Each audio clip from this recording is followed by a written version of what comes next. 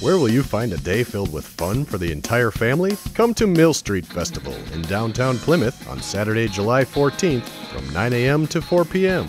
Plan for a day of live entertainment on 4 stages, including headline performers Dave Steffen Band, Pickin' Up Speed, Jim Rossetti, and more.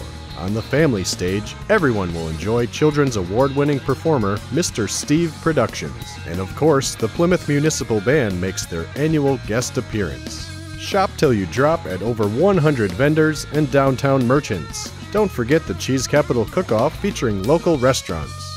Enjoy family fun at the petting zoo and pony rides at Stair Park. And free Clydesdale and wagon rides at the library. Eat your way from one end of Mill Street to the other.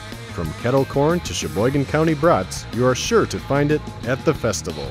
July 14th, plan to spend the day in gorgeous, historic downtown Plymouth. And while you're here, come see the historic Wall Dogs murals. You'll be glad you did.